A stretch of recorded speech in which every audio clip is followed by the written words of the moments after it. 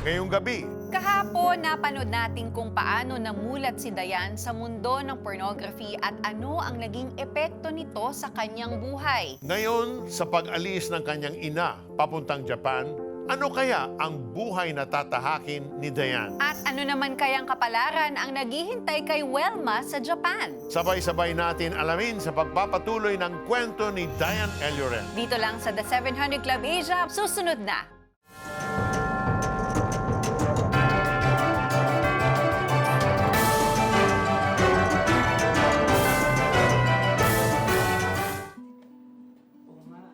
Right after I was introduced to pornography, pinangarap kong maging bold star. I've never met my dad, yung biological father ko. I felt like I was abandoned.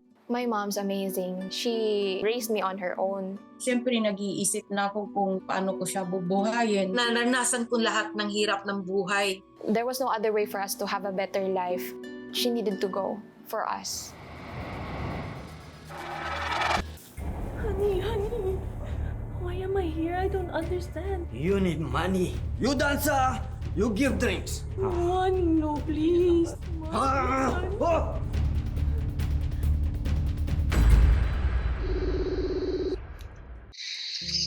Ay, anak, kamusta ka na?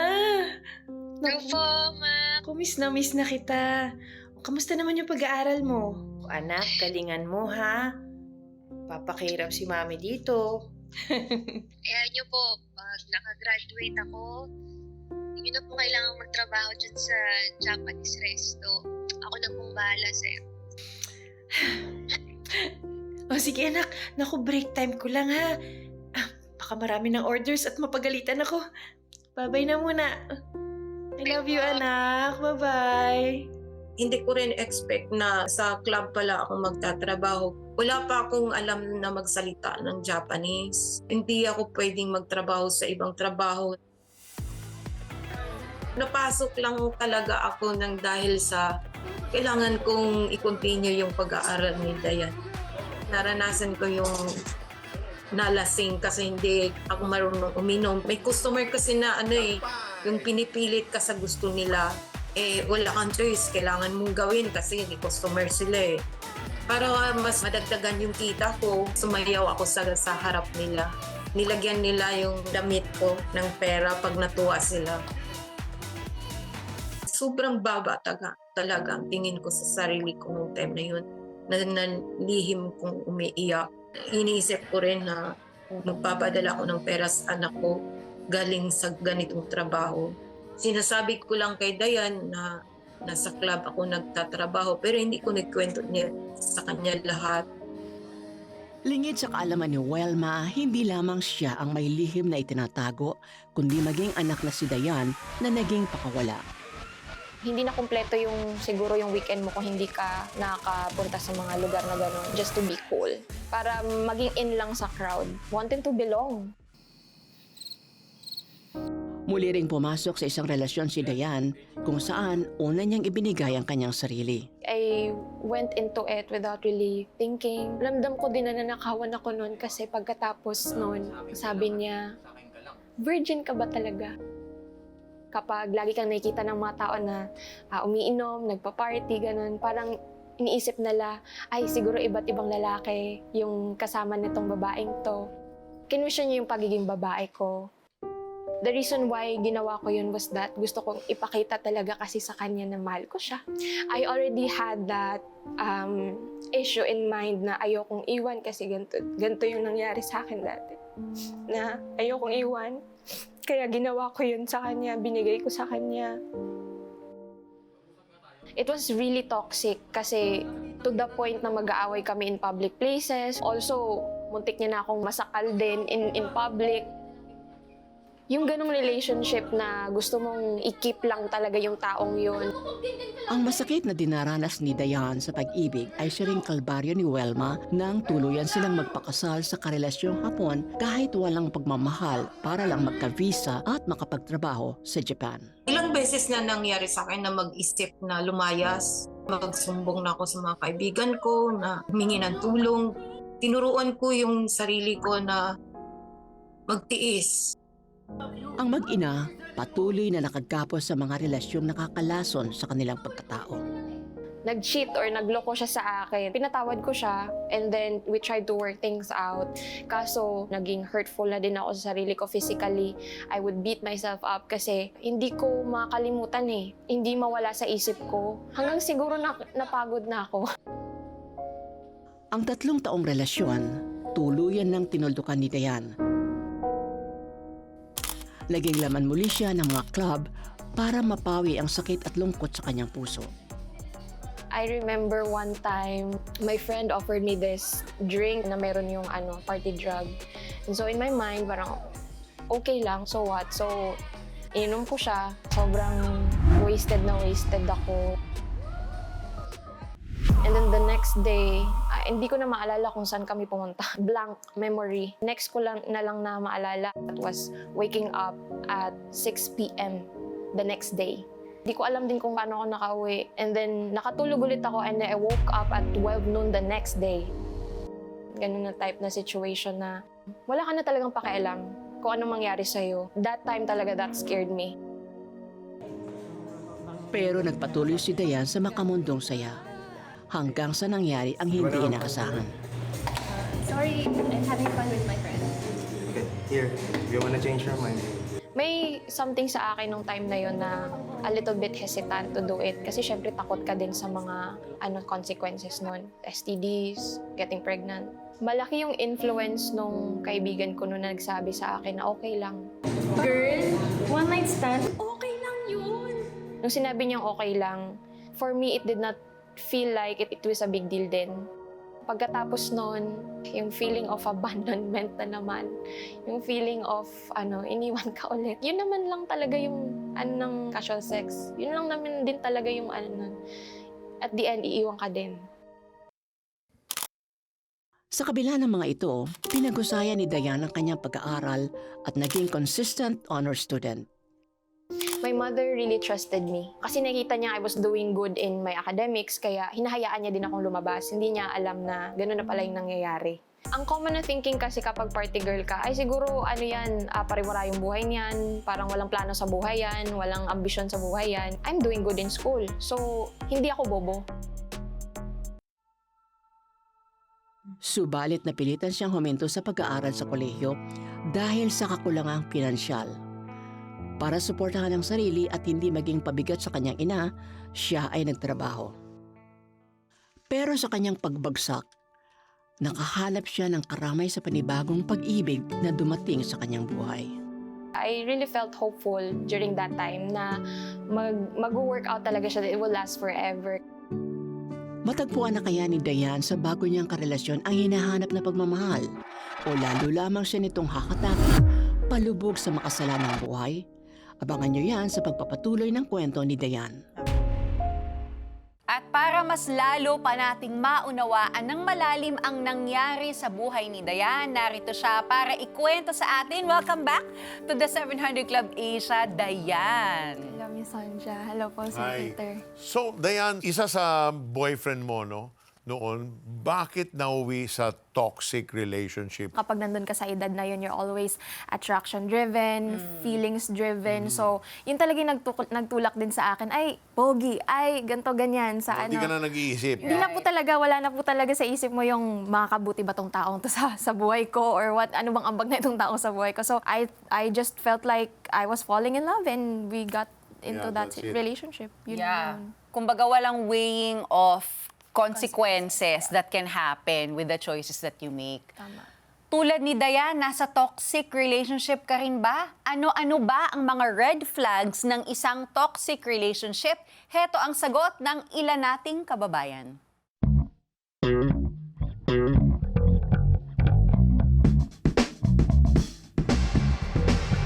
Mga nananakit ng babae. Baing tamad po. Siya yung nasusunod, hindi niya man lang tinatanong kung ano yung mga needs ng pamilya niya. Kapag naging inconsistent siya sa pinapakita niya sa'yo, Minsan may toyo siya, minsan pinagpapasensyahan ko siya, ganun. Pero minsan 2 araw, wala kaming pag-uusap. Pag naanakan, hindi nagsusustento ng pera, ganon. Tapos nagmamanipulate sa babae. Pero siyempre lalaki tayo, tayo na unang babate. Yung irresponsible siya, Babae po na hindi maalaga. Tulad po ng sa isang asawa na may bisyo katulad ng paglalasing, minsan po mahirap mag-adjust. Yung pag-heart po ng photos ng ibang babae, lalo na po pag sexy yung picture. For me, yung nagsisinungaling. Kasi for me, ang hirap makipag-journey with someone na hindi willing to be honest sa akin. Unahin muna yung pang-family bago yung bisyo. Hindi ba ikipag-communicate po agad ng isang babae sa isa't isa? Kasi imbis na pag-usapan po yung isang bagay, parang tatahimik na lang siya. Tapos minsan nga paglalapit pa yung lalaki, parang aalis-alisin niya yung ayaw-ayaw siya. Dapat po talaga pag-uusapan lahat ng bagay. Kasi po doon po nabibuild yung trust para po sa isang relationship. So yun na nga yung pulso ng bayan, no? So ikaw, Dayan, based dun sa mga sagot ng ilan nating mga kababayan, alin ba doon yung unang red flag na nakita mo dun sa boyfriend mo na you said you had a toxic relationship with? Siguro sa una pa lang na sagot ng mga kababayan po natin, yung nananakit. Although hindi naman din siya limited sa physical abuse, pero naranasan ko po during that toxic relationship, yung verbal abuse. Wala talagang pagpipigil kasi we were both childish and immature. So the way that we handle conflict within the relationship, talagang mura, talagang dinidevalue niya yung pagiging babae ko. And also at the same time, dahil punong-puno ka din ng emotion and bata ka din, hindi mo rin alam kung paano mag-respond.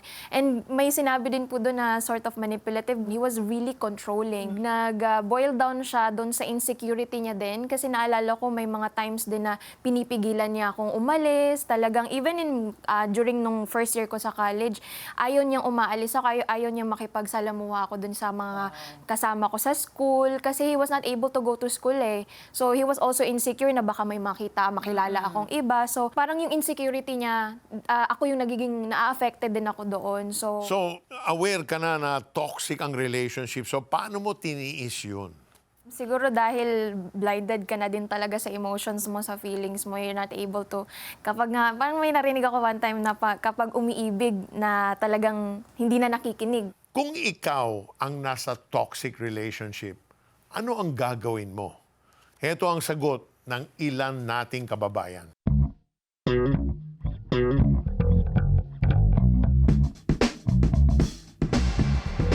Mag-iisip pa rin po, pag-uusap para umaba pa yung pagsasama niyo alang-alang sa mga anak niyo. Break na agad. Pag-uusapan namin yung mga bagay na hindi namin naiintindihan, siguro ganun. I would do my best as a Christian to try to extend as much grace as possible. Aalis na lang po ako ng saglit para makapag-isip ako ng maayos, tapos babalik ako at kakausapin ko ulit yung partner ko na ganito yung gagawin natin para hindi na tayo ulit magtalo. When I would say that that's enough, if upon the advice of godly counsel, after enough trying to reach out or trying to extend grace to that person. Para sa mga anak natin, hindi tayo magkahiwalay na mag-asawa. I think ang first thing na dapat gawin ipag-pray muna yung relationship.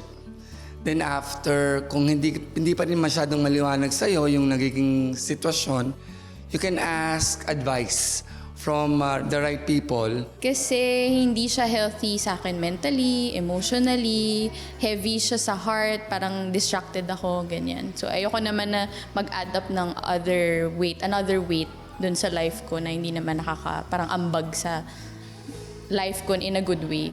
Na alam mong they will guide you para mabigyan ka ng magandang advice about how you will deal with it. Then after, you can reflect. If you think that God is asking you to get out of the relationship, then better to get out. Dayan, anong ginagawa mo tuwing nag-aaway kayo ng boyfriend mo? Naalala ko, there would be times that I would physically hit myself in the head. Kasi parang sobrang frustrated po ako sa na parang gusto kong i-explain sa kanya, gusto kong ipaintindi sa kanya, gusto kong magkaayos, pero parang toxic nga, talagang punong-puno ng emosyon yung pag-aaway. Dahil sa desperation na, Lord, I do not know what to do anymore. Can you say something? Can you take me out of this relationship or do something? So that was actually the first time. Wow. So when did you say enough is enough? Pero bago mo sagutin yan, Itanong muna natin yan sa ilan nating kababayan.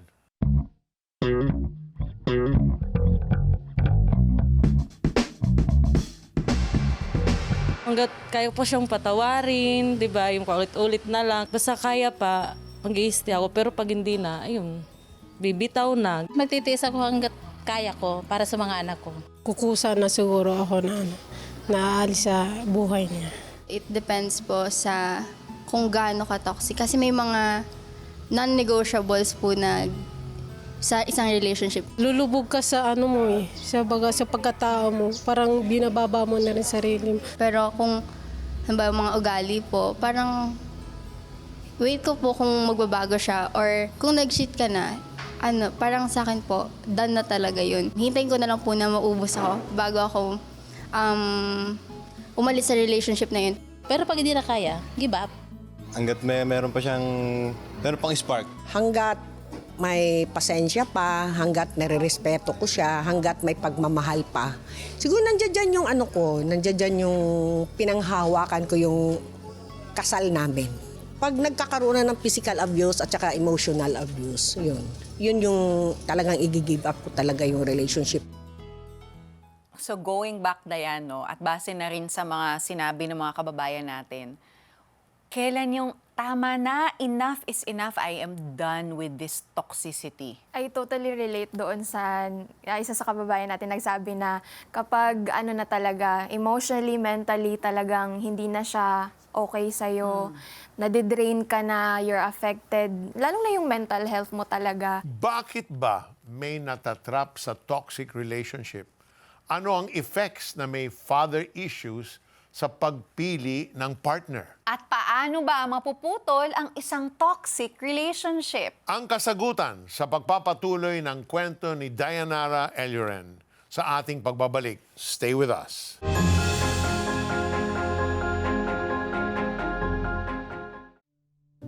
Lord, ano pong mga pagkukulang ko po? Pangalawang pagbubuntis ko na po, wala pa din po.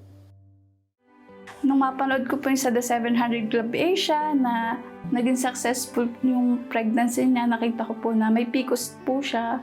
Doon po ako nagkaroon ng pag-asa. Nag-chat na po ako sa The 700 Club Asia na ipag-pray po ako na magkaroon ng anak. Yung anak po namin ngayon ay siya po yung answered prayer po namin. Miracle po ng Lord sa buhay namin. With God, nothing is impossible. Dahil sa ating pagtutulungan, marami sa mga kababayan natin katulad ni Joanne ang nakakapanood ng The 700 Club Asia at nagkakaroon ng pag-asa sa buhay.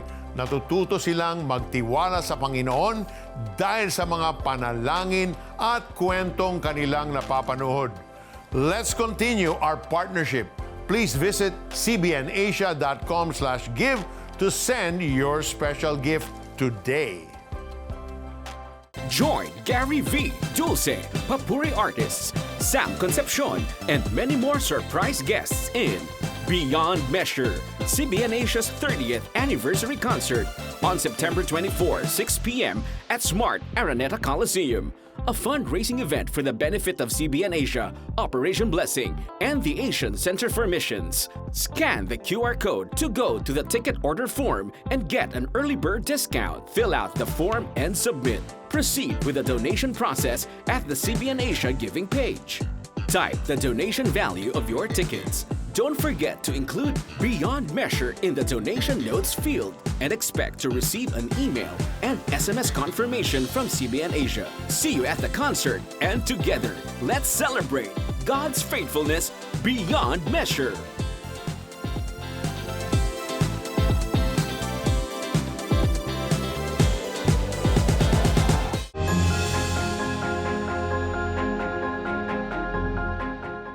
Kanina napanood natin sa kwento ni Dayan na na-trap siya sa isang toxic relationship. May epekto ba ang may father issue sa pagpili ng partner at paano ba mapuputol ang isang toxic relationship? Itanong natin yan kay Doc Arman Fabella, isang registered guidance counselor, psychotherapist, and US certified life coach.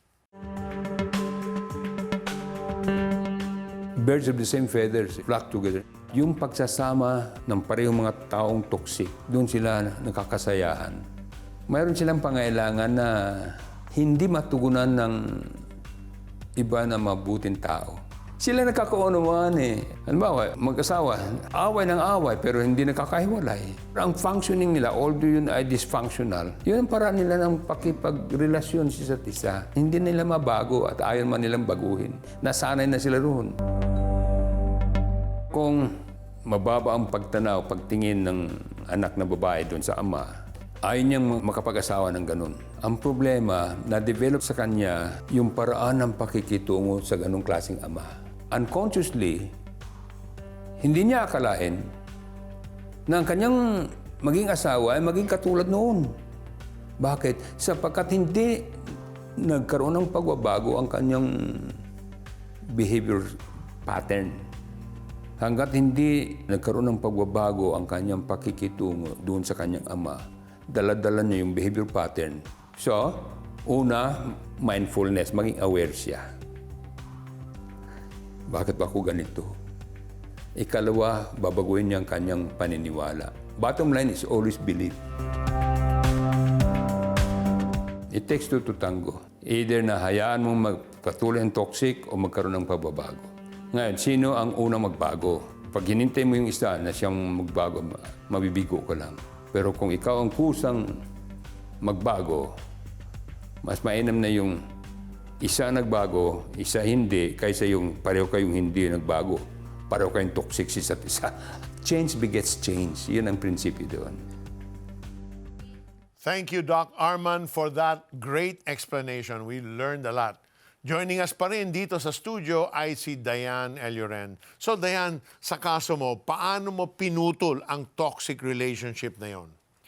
Napaka-importante po yung sinabi ni Doc Arman. Kahit ako po, madami din po akong natutunan. Kasi yung isabi niya na mindfulness, siguro dun po nag-start nung talagang nagkaroon ako ng self-awareness na something's got to change. Kung ayaw niyang magbago, I have to change for myself. So, when I acted upon that self-awareness na nakita ko nga sa sarili ko na I was no longer in a good situation, I acted upon it. Nag-decide ako na to really leave the relationship and ended everything with him.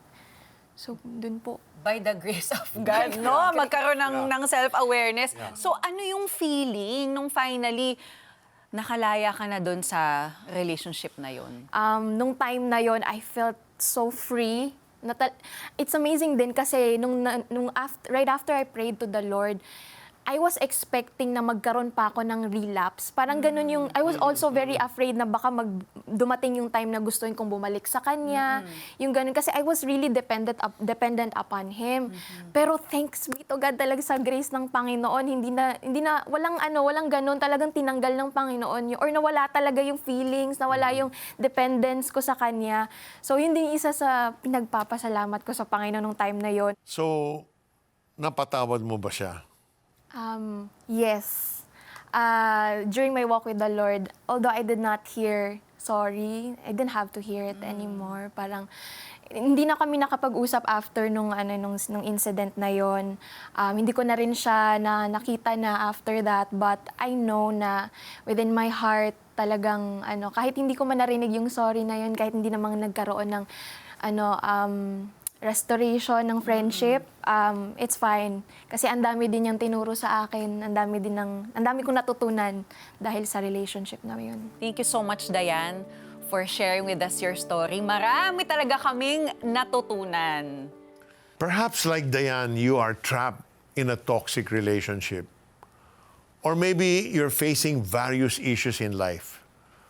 Pakiramdam mo, pagod na pagod ka na. Nangihina at gusto mo nang sumuko. My friend, the Lord is waiting and wanting and desiring that you come to Him, that you surrender to Him. Because He said, all you who are weary, all you who are tired, all you who are worn out, come to me. Come to me and I will give you rest. And the Lord wants to give you that rest that is so satisfying. All it takes is a simple prayer, a prayer to receive Christ as Lord and Savior. open your heart to Him. Just say, Dear Jesus, you know my life. You know my struggles. You know the issues that I am facing. Nothing in me that you cannot see. So Lord, I choose now to surrender my all to you. I no longer want to struggle, but I want to depend. I want to lean on your strength. Would you do that for me? As a father would do to a son, to a daughter. So right this moment, Lord, I humble myself. I come to you and ask you to forgive me. Forgive me of all the sins that I have committed. Forgive me of the times I didn't even think of you. I didn't even consider you. Now, Lord, I know you are the only way, the only truth, the only life. So I choose you. Jesus, come into my life. Be my Lord. Be my Savior. Starting today, my life is yours. Thank you for loving me. Thank you for going to the cross, paying for all my sins, taking away my shame and my guilt. Thank you for this new life. I receive it now in Jesus' name. Amen and amen. Sumabay ka ba sa aming dasal at taus-pusong tinanggap si Jesus bilang Diyos at sariling tagapagligtas ng iyong buhay? If yes, ikaw ay bago ng nilalang. Balitaan mo naman kami kapatid sa iyong importanteng ginawa. Please chat yes, I prayed, your name, and location sa Facebook Messenger ng The 700 Club Asia o mag-text sa 0917-126-1442. Again, that is 0917-126-1442.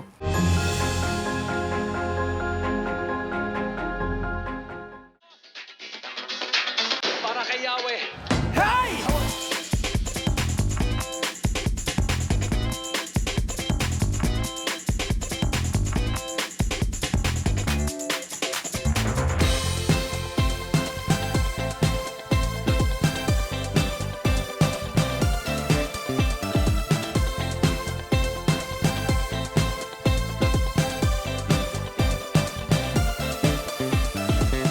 Kalahating taon na ang lumipas. Ang mga imposible ay naging posible dahil sa inyong tulong. Nakapaghatid tayo ng serbisyong medikal sa Zambales, Laguna, Cavite, Bulacan, Albay, Ilocos Norte at Negros Occidental. Nakapamahagi ng pangrehabilitasyon sa mga nasalanta ng bagyo sa Quezon. Nakapagbigay ng supplies at training pangkabuhayan sa mga mananahi sa Marawi dahil sa inyong walang humpay na suporta sa Operation Blessing. Maraming salamat. Samahan niyo kami sa mga susunod pang misyon. To donate, visit operationblessing.ph.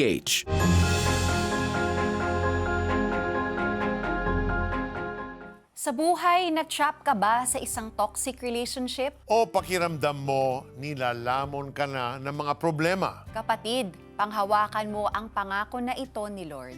Ako isa sa iyo, huwag kang matakot. Ako ang iyong Diyos, hindi ka dapat mangamba. Palalakasin kita at tutulungan, iingatan at ililigtas. At dito nagtatapos ang ating maikling kwentuhan. Stories of hope, faith, and love. Help us produce more inspiring stories like this. Be a CBN Asia partner now. Scan the QR code on your screen or call the numbers. God bless you more and more. Kasi babae ka, may needs ka, then you can go ahead and watch porn. Talaga masabi ko, addicted to pornography. There was a time na hindi ko na din mapigilan yung sarili ko na bumalik talaga sa panonood ng porn. Nakilala ko ng Panginoon nung time na yon. It seemed very hypocritical for me na mag-serve pero nasa sexual immorality pa din. We were still committing premarital sex. Talagang mabigat, lalo-lalo na yung guilt pagkatapos. Kasi alam mong merong mali eh.